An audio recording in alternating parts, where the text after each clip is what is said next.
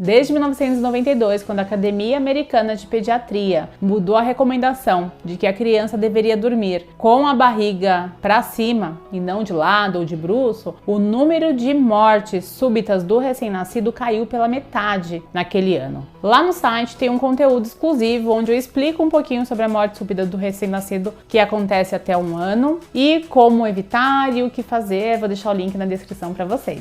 E apesar dessa diminuição notada, lá nos Estados Unidos, os pediatras viram que o número de queixas de crianças que chegavam no consultório com alguma assimetria craniana, ou seja, com a cabeça achatada, aumentou. O problema também é conhecido como plagiocefalia posicional. Mas o que fazer? Esse é o tema desse vídeo.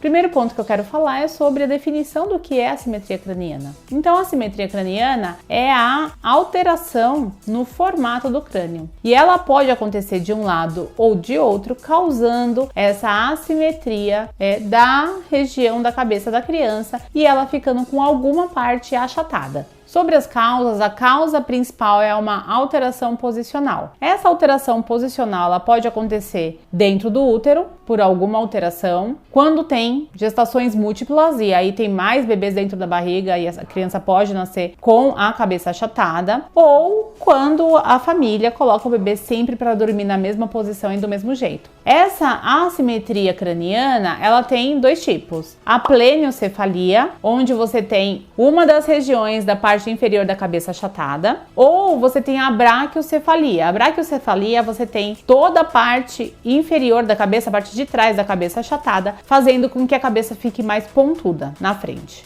A segunda razão pela assimetria cerebral são as craniostenose. As craniostenoses são fusões das regiões cranianas que acontecem durante a gestação dessa criança e elas são muito mais difíceis de serem identificadas e diagnosticadas e devem ser feitas por um médico. O tratamento principal para esses casos são as cirurgias. E como nesse vídeo eu quero trazer dicas práticas do que você pode fazer em casa com o seu bebê, eu vou me ater às funções, e às dicas em relação à causa posicional da assimetria cerebral.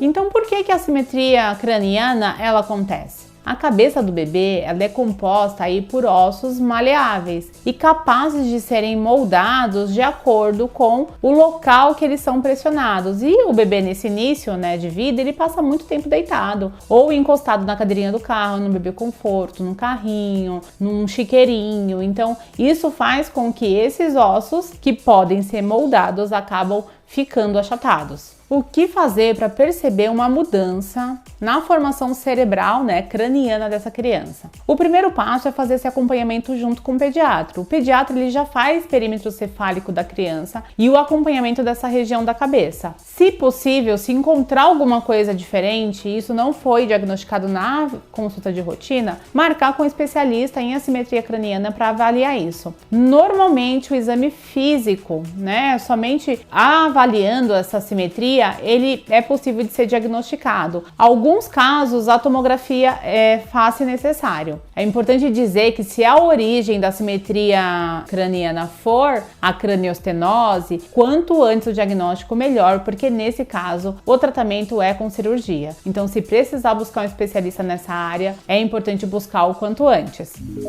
Mas o que fazer, então, para evitar a assimetria craniana e posicional, de origem posicional? Sempre trocar o bebê de posição é importante, mudar o local onde estão os brinquedos para que o bebê movimente a cabeça para olhar para outros lugares. E quando ele já estiver apto para ficar de bruços, fazer o tempinho dele de bruços, que é importante para treinamento da musculatura da cabeça e do pescoço, mas também ajuda nessa mudança de posição para evitar essa simetria craniana. E como corrigir o problema? O bebê ele deve ser estimulado a deitar e movimentar a cabeça. Então, muitas vezes, movimentar o bebê de um lado da cabeceira para o outro é importante para esse movimento. Muitas vezes o bebê ele fica em casa muito tempo deitado. Então, não deixar ele deitado em bebê conforto ou em carrinho de passeio muito tempo. Esses instrumentos, esses equipamentos, eles foram feitos para transporte do bebê, não para o bebê ficar ali durante o dia em casa. Um outro ponto é mudar a posição da amamentação posição do bebê, né? Ele sempre é amamentado de um mesmo jeito, então entre as mamadas, inverter um pouquinho essa posição também pode ajudar. É importante falar que o bebê, ele deve sempre dormir em decúbito dorsal. O que é isso? As costas apoiadas no colchão, é barriga para cima, né? Então essa mudança de posição, ela deve acontecer durante o dia, mas não no momento de dormir, porque esse movimento de barriga para cima na hora de dormir, né? Essa posição na hora de dormir é uma proteção contra a morte súbita do recém-nascido e ela precisa ser respeitada. Além de colocar o bebê de barriga para baixo, para treinar a musculatura do pescoço e também fazer a mudança posicional dele, você também pode deixar esse bebê entre 4 e 5 meses sentado com apoio, que é mais uma posição diferente que o bebê pode ficar, e evitar, né, a cabeça sempre no mesmo lugar, deitado e correndo o risco desse achatamento.